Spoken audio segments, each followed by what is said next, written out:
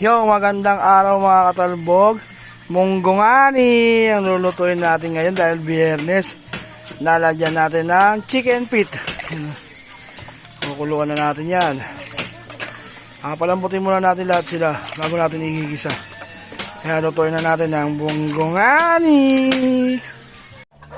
Yung mga katalbog, malambot na yung munggot tsaka yung paa ng manok. Lagyan natin itong hagod. Ayan o. Munggungani na may hagod for today lunch. Yung mga katalbog, titikman na namin. Oh. Ito yung ulam namin for today lunch. Oh. Ayan, oh. Rancho, Rancho po. Sigaw naman sila, Rancho. Ay, kumain na kayo. Nakita na. Ayaw nyo? Thank you. Ayaw nila boy. Tikman natin. Bundok na. Meron tayo dun sa usawan suka. Suka na may sili. No? Bordeaux pa. Hagod. Diyan yung ano dyan. Sino naman naman yan? Boy, Ato na, ato na! May mama pa dito. Wala na. Hindi, si mama. Hindi, si mama. Si mami. Hagod na, hagod na! Sagod lang bigay mo kay buha. Mangilig sagod yun eh. Patanggal no? Oo. Gogi mami. Paborito na yan eh. Diba ba? Okay na. Ayun na. Mamaya. Gugutom kayo. Wala na. No?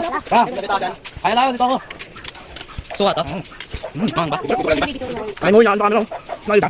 May bibi na rin mo kasi tayo. Dito ka na bibi. O sige, yung Kami hagot tibo. Yung hagod na yan. yan na. Yung hagod na sibo. Dito na ipapang dito.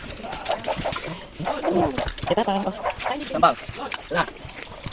Dalawang Mr. Bean. Yan naman sa Mr. Bean. Ito gusto nito. Gusto Bruce. Kung pinapanood nila anak Mr. Bean, talaga nakatutok kasi na doon ng comedy.